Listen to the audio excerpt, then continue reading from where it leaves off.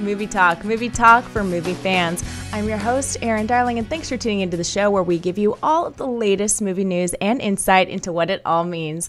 Joining me today in our very crowded little studio here, we have John Campia. Greetings and salutations, everybody on this fine day. I want to show off this new shirt.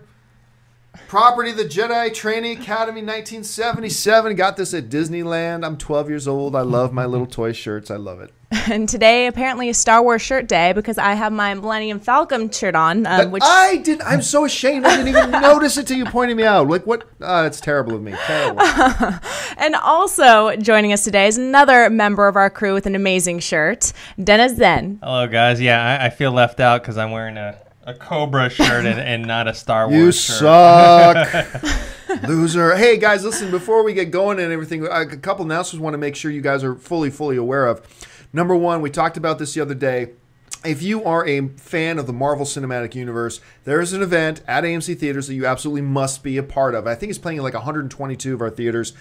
It is a Thor marathon on October 7th. Is that what it is? Or is it November 7th? When is Thor open? November. Well, November 7th. Yeah. November 7th.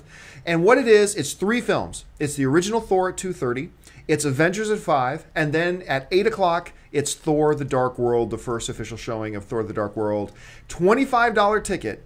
Gets you all 3 movies, plus a collector's lanyard and a poster for the film. Look in the description of this video for a link that will take you to a page that shows you all the theaters it's playing in, get you all your theater, showtime, and movie ticket information. I'm going to be there. I hope you're going to be there too because you guys know how much I love Thor. The other thing I want to make sure you guys know about is we made the announcement yesterday. We are getting ready to move into AMC Movie Talk Phase 2. Which will begin with, it's going to involve some new shows, but we'll talk about that later. But the first step in Phase 2 for us is we're moving into a new studio. We've started a really good working relationship with the Stream Studio in Hollywood, California. We're moving into a much higher production value studio starting on Monday. So here's what's happening. On Thursday and Friday, that's tomorrow and the day after, we are not doing an AMC Movie Talk. We are doing AMC Mailbag for both of those days. And the reason is Dennis and I have an awful lot of work to do to get us ready for that move into the new studio. So after we're done this AMC Movie Talk today, we're going to be pre-recording, the whole gang of us actually are going to be pre-recording 4 episodes of AMC Mailbag for Thursday, Friday, Saturday, and Sunday. So we can be all ready for the launching of Phase 2, if you will, on Monday, September 30th. So I just want to make sure you guys are in the loop that that's what's going on. With all that being said, let's get into the actual movie news. All right.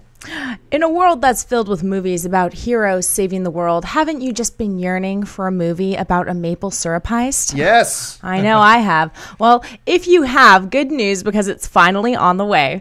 According to reports, Forgetting Sarah Marshall's Jason Segel is set to star in a true life story that chronicles the 2012 heist of over $20 million worth of maple syrup that was stolen from Quebec's Federation of Maple Syrup Producers. The film will be directed by Horrible Bosses director Seth Gordon. And the film's project is being kind of described as a comedy with a dramatic overtone, but there's no word on a release date yet. So, John, as a Canadian, are you ready for a good movie about maple syrup? Absolutely, eh? I'm ready for some maple syrup. I love that this is going to be happening in Canada. I can't remember if Jason Segel's actually a Canadian. I know he's got some Canadian roots. I can't remember if he's Canadian or not, but that's neither here nor there. I think this sounds great. A movie about a maple syrup heist. I love Jason Segel. Look, Forgetting Sarah Marshall, I think is a treasure of a comedy. One of my absolute favorites of the last number of years. I think that movie cannot be overstated how good that film is. I love it so much. And I always like seeing him pop up and stuff. I even liked him in like Bad Teacher. I even like seeing him in Bad Teacher. Which I liked Bad Teacher. I gotta admit, I didn't mind all that much, the film as a whole. So that's great. And I loved Horrible Bosses. I thought, once again, I know this guy here didn't love Horrible Bosses as much as me, but I really appreciate it. So seeing these two guys work together, I'm excited. I love that it's based on a true story about a $20 million maple syrup heist. Color me completely intrigued. I'm all for it. What do you think, Dennis? Yeah, I mean, I'm a fan of Jason Segel, so I'm looking forward to it. My only question is how do you steal $20 million worth of maple syrup? I mean, how much maple syrup do you have to steal for it to be $20 million It's worth? really good maple syrup. Is there like diamonds in it or gold flakes or something? Because, yeah, that's... gold flakes. I don't know. Yeah, I wasn't a huge fan of Horrible Bosses. I didn't think it was bad or anything. I didn't think it was as funny as I think you did or other people did. But yeah, that's the most intriguing thing to me is like I don't understand why this maple syrup is worth so much money. Maybe it's worth that much to Canadians. Oh yeah, we love our maple syrup. We love it. It's worth the Google either way because Yes. that is my first thought when I read this story as well, and I read the real story and it's really interesting. Okay. All right. The upcoming film Gods of Egypt has been busy filling up its cast. According to reports, Game of Thrones actor Nikolai Coster-Waldau, 300's Gerald Butler, and Academy Award-winning actor Geoffrey Rush have all signed on for Gods of Egypt. The film tells the story of a common thief teaming with the gods on a magical quest. Coster-Waldau is playing Horus, who is the god of the sky, who teams up with Hathor, the goddess of love, and the human thief to avenge the death of his father Osiris. Butler will play Set, the god of the desert, while Rush will play Ra, sun god, and father to Set and Osiris. So, Dennis, do you like the sounds of Gods of Egypt so far? I do. I like that cast. You know, big fan of Game of Thrones, so I like Nikolai Walder. I always forget how to pronounce his name. But yeah, as Jaime Lannister, I think he's great. Gerard Butler is an actor I actually really like. He doesn't always pick the best movies. There's some clunkers he has in there. And then Geoffrey Rush is always awesome. And you know, I'm interested in Gods of Egypt. Alex Proyas is the director. Yeah, and he directed movies that I really like The Crow, Dark City, even some movies that I didn't care much for. They still visually look cool, like Knowing and iRobot and stuff like that. So I'm really looking forward to it. Yeah, you know, if there's anything I say all the time, aside from all film is subjective, is that we need more movies with guys who play other guys who sleep with their sisters. So having Nicolai in there is awesome. Geoffrey Rush, to me, it doesn't matter how many Academy Awards this guy will win or be nominated for or whatever. To me, he will always be Casanova Frankenstein, and that is not a bad thing. That is a very good thing. I think this sounds really cool. I mean, I love sci-fi, mythology, fantasy, all that type of stuff. And this sounds really cool. And I'm with you too. I don't think Gerard Butler gets the credit he deserves as an actor. I think because oftentimes he'll put himself in some pretty bad films. Mm-hmm. But even he was in this film that I did not like at all called Machine Gun Preacher 2 years ago.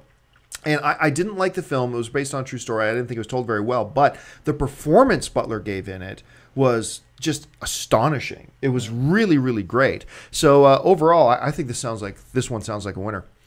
All right, folks, we've reached that part of the show for Buy or Sell. Here's how this works. In front of her, Erin's got a few other items in the world of movie news. She's going to run them down, and Dennis and I are simply going to say whether we buy it or sell it. So, Erin, what do we got?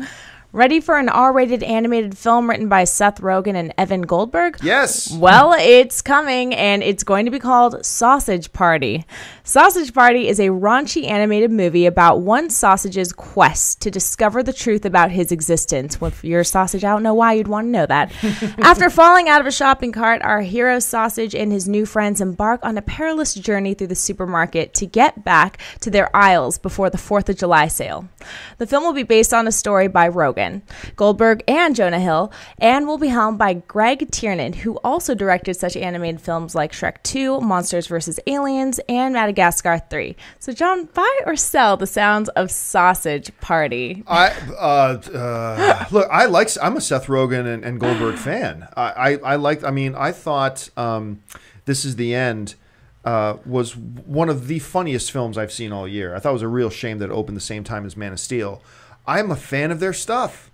This sounds ridiculous. I don't like the sounds of this at all. It sounds, somebody said to me the other day, Dennis, it might have been you, might have been Schnepp or somebody, mentioned to me, it's like, I really like Rogen and Goldberg and everything, but they seem really obsessed with guys' junk. And that was just like 2 or 3 days ago, and then I read the story. Seth Rogen produced movie Sausage Party. It's like, yeah. How many jokes do you think there are going to be in that movie regarding junk? It's going to be out of control. It will be out of control, and this sounds kind of ludicrous. So, look, I'm going to give the movie a shot because I'm a fan of theirs, but my initial reaction is, I got to sell this, Dennis. Yeah, I'm going to have to sell it as well. At first, it sounds cool. It's like R-rated comedy called Sausage Fest with Seth Rogen and Evan Goldberg behind it. And then you find out it's like an animation. It's actually about a sausage, and then the whole thing about him trying to get back to the supermarket and whatnot. Yeah, I thought it was going to be like a raunchy live action comedy about a group of guys and whatever that, I don't know, maybe just have no girlfriends at all and they just hang out together all the time. Why does that sound uncomfortably familiar? Yeah, I don't know. You just described my life. But that sounded more interesting. Once I heard that it was actually about sausages, yeah, I sell it. All right. Shortly after the original Iron Man movie came out, Marvel was planning on bringing us a feature film version of Runaways. Runaways followed a group of teenagers who find that some family secrets are bigger than others when they discover their parents are actually supervillains. Running away from their homes, the teens band together and begin a journey of discovery, both of their parents' origins and of their own inherited powers, while trying to make up for the evil done by their folks. Despite the announcement that a feature film was in development, nothing ever happened. But recently, writer Drew Pearce, who wrote the script for The Runaways and later Iron Man 3, or at least a draft of it, talked about the film and what happened to it. Here's what he had to say. We were really close to being made, and then this movie started to happen called The Avengers, and oddly, it pulled focus from the unheard of brand Runaways, and it really did kind of consume the Marvel Cinematic Universe. It's there. Maybe it'll be a Phase 3 movie. I really hope so. I'm really proud of it, and I think it'll be a brilliant film, but it all depends on what Kevin Feige, the president of Marvel, says and what his master plan is. So, Dennis, buy or sell The Runaways, and why do you think it was pulled out of production? Well, I buy the reason why it was pulled out of production, but at the same time, I don't think it was highly likely, at least at that time, that it was going to get made. I remember hearing about The Runaways. I haven't read the comic book. I remember hearing about it possibly being a movie right around that time, and I was like, there's no way that they're going to launch this unknown brand when they have so many other things that they need to do. Mm-hmm. So I knew from the get-go that it wasn't going to be at least a Phase 1 or Phase 2 movie. And it might not even be a Phase 3, maybe Phase 4 or something like that. Yeah, I mean, I've been aware of Runaways for a long time. I didn't really get turned on to the Runaways until, like, actually over there in my living room over there, I've got stacks of Runaway comics. I got turned on to them because my wife started reading them, and she loves Runaways. Like, she became obsessed with Runaways. And I started reading a bunch of them. It's like, this is really, really good stuff. However, I buy the fact that they didn't do it. Look, it was probably their intention at first. We're going to create this Marvel Cinematic Universe, great, but we're not just going to live in this one little tube. We're not going to just live in the Marvel Cinematic Universe. We're going to build things around it too. And one of those things was going to be Runaways. But I think what Pierce is saying here is that they quickly changed focus. They're like, you know what? It's not just a little tube, this universe we're living in. This is actually pretty big. It's going to be pretty time-consuming. It's going to be pretty much all-engrossing. We're not going to have the time to do this. And they kind of got put on the shelf. And look, who can argue with the results, right? I mean, look, they gave us all the Thor, Captain America. They gave us the Avengers, one of the highest-grossing films of all time. Obviously, the plan worked. And even if they get around to doing a Runaways film, I don't think it's going to be in Phase 3 or Phase 4. I don't think it's going to be in Phase anything. I think if they ever get around to making this movie, it's going to be a standalone. It's probably going to be a very distinct standalone because I just don't see, even in the comic world, when they do introduce other characters from the Marvel Cinematic Universe into it, it feels a little awkward to me. You know, Captain America shows up, and it's like, I just don't know that it would work in the cinematic universe. I believe they'll do it someday, but I don't think it'll be tied into the Marvel Cinematic Universe. So for me, I buy their reasoning. A new trailer for the upcoming film Diana has hit the web. Naomi Watts stars as Princess Diana in the last 2 years of her life. On the occasion of the 16th anniversary of her sudden death, the film explores Diana's final rite of passage, a secret love affair with Pakistani heart surgeon Hasnat Khan, who's played by Lost star Naveen Andrews. The human complications of which the princess's climatic days in a compelling new light. So, John, buy or sell the trailer for Diana? I got to sell it. Actually, I'm looking forward to this movie. I'm still looking forward to this movie. I think this is a fascinating story to tell. I think Naomi Watts is a brilliant actress. It's really cool seeing somebody else from the Lost gang get some employment at this point because not many of them are working. But the trailer felt like bad, trashy movie of the week kind of stuff. And I have the feeling the movie is probably much, much better than the trailer is letting on. But I am not a fan of this trailer, so for me it's a sell. Dennis?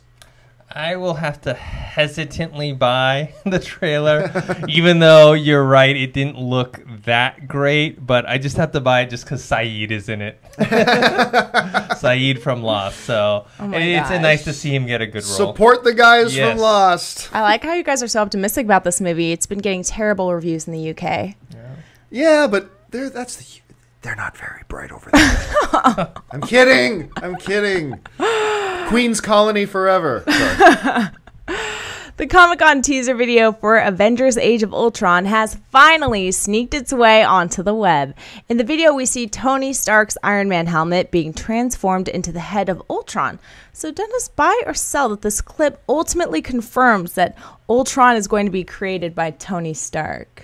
Oh, I totally buy it. I mean, what else reason would they have the Iron Man helmet turn into the Ultron helmet? I mean, that has to be indication that Tony Stark, not maybe he inadvertently creates it. Maybe like John has been always saying that a broken down Jarvis version of the program somehow gets infected or changed, and then spoiler, at the end of Iron Man 3, you have all of Tony Stark's mansion underground, and there's probably a bunch of suits and Jarvis down there that are like thinking, okay, what about me?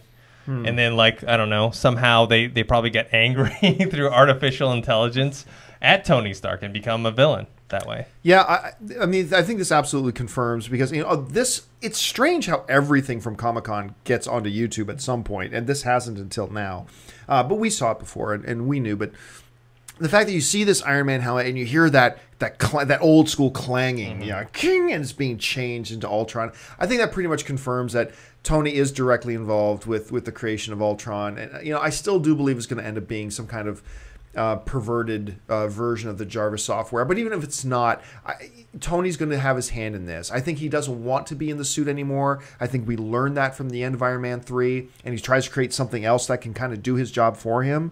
And then it kind of turns out to be this, which will lead him to having to put the armor back on and fight his own creation and rah, rah, rah. That's what's going to happen. So, I completely buy exactly what it is this thing is saying. All right, folks, we've reached that part of the show for Mailbag. Listen, if you've got a topic or a question that you would like us to address on the show, you can email us anytime at amcmovietalk@gmail.com. Now, we get 1,000 questions a week from you guys, so obviously we can't get around to all of them, but we do pick out a few every single day and address them here on the show. Aaron's got a few messages pulled out, so Aaron, what do we have? Our first question is submitted by Rafael Oliva, who writes in and says, "How's it going? Great show, by the way. It never fails to put me and my friends into a debate." Oh, good. So my question to you guys is, why hasn't any studio tried to reboot Street Fighter? Not the crappy one they made with Bison and Chun, but a real, well-written version of Street Fighter. In my opinion, it seems as if this movie kind of genre is dead, but I've always wanted to see it happen. And who knows, kind of like a Marvel versus DC right now, but maybe we could have a Street Fighter versus Mortal Kombat. I think there's so much that you can do with this if you have the right approach. And we do have some actual good action stars going around right now. So come on, just give me Scott Adkins and Jason Momoa. But what do you guys think? Well, okay. So if you're talking about not a lot of films do this kind of genre, if the genre you're talking about is crappy films, then well, first of all, there are still a lot of films in that genre. I mean, the main reason I could totally see, look, if there had never been a Street Fighter movie before, and we were sitting here today and somebody said, what would you think about a Street Fighter movie? I'd say, well, it'll probably suck because it's a video game movie. But that aside, it's worth trying because it's been a long-standing, very popular franchise. Got some very colorful characters in there. Something you can build around, something you can create in there. Put it in the hands of a gifted writer. Maybe you can make something out of it, blah, blah, blah, blah, blah, blah. But that being said, one of the things I've always said here is, if you're going to say, if you get a great script and you do it right, well, you can say that about anything. Remember, I talked about, I'm going to make it into a Sparkles the Toilet Gnome. You can make a movie about Sparkles the Toilet Gnome. If it's well-written and done right, then it'll be great. But anything that is well-written and done right, the question is, does your source material position itself to have a higher probability of being done right? And I'd say something like a Street Fighter, the answer to that is no. And on top of that, you have such a history of failure with it. I mean, that Chun-Li movie was just brutally bad. And I love these types of trashy movies, but it was so awful. I didn't see it. I heard it was terrible. I have it on my list of like must-watch movies because it's so bad. And I used to have a huge crush on Kristen Crook from the Smallville days, and that still didn't lend me to watch the movie. But then you forget. There was a Jean-Claude Van Damme Street Fighter movie as well. Oh, I don't forget. In the 90s. Well, this guy, Raphael forgets because he only mentions the Chung-Li one. Right. So what the problem is, because I disagree with John, I think there's potential for a good movie. However, you've kind of ruined the brand by having these two horrible movies come out. And now the only thing people can think of is these two bad movies. So I don't think anyone's going to take a risk. I mean, I think they're doing maybe like a web series with it, kind of like how they're doing with Mortal Kombat. Yeah. And then maybe from there, but I just don't see anyone studio willing to take a risk. They've created a huge uphill battle for themselves. I mean, first of all, it's hard enough to put in $100 million to make a movie and launch. That's hard enough as it is.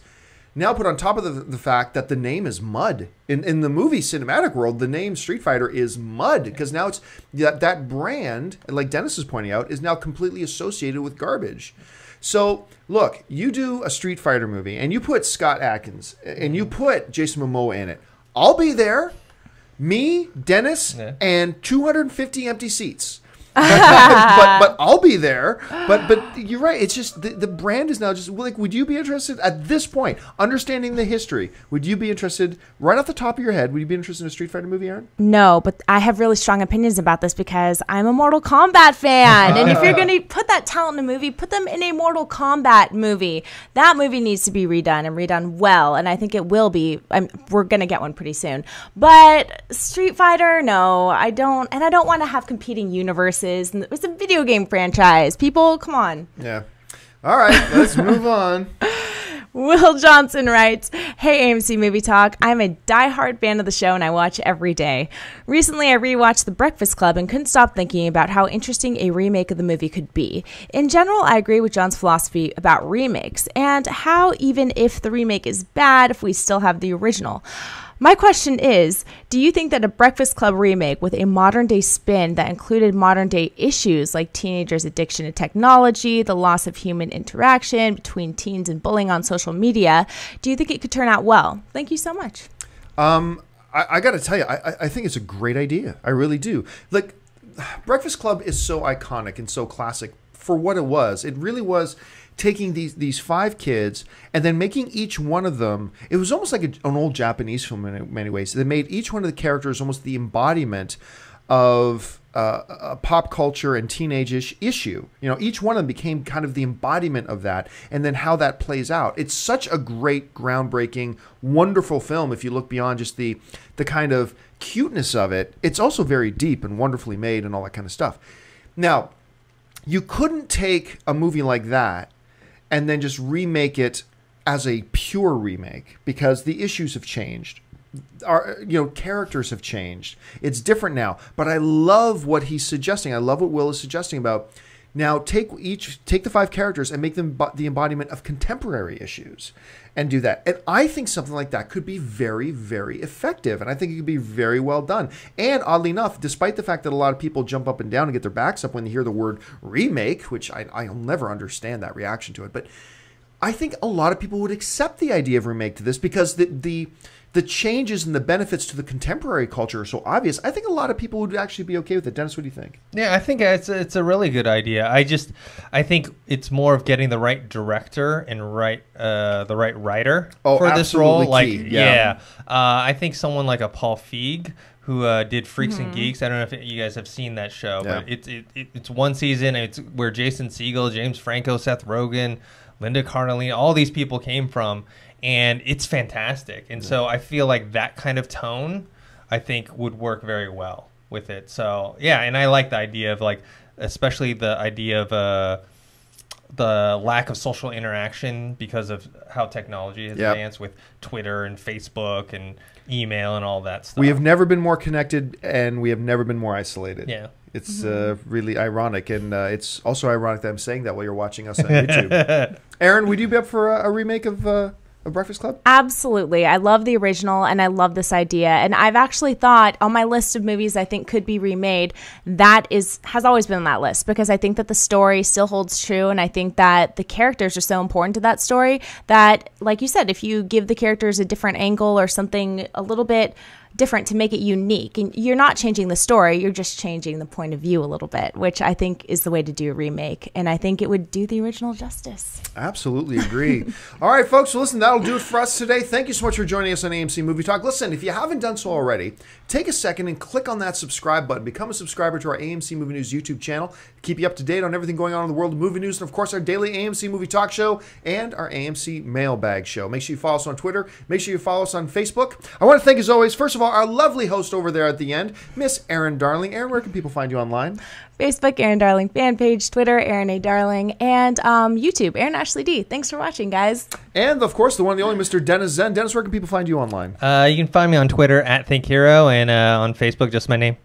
And you can find me on Twitter at John Campia. You can find me on Facebook at John Campia AMC. Thanks a lot for joining us, guys. My name's John Campia. Until next time, bye-bye.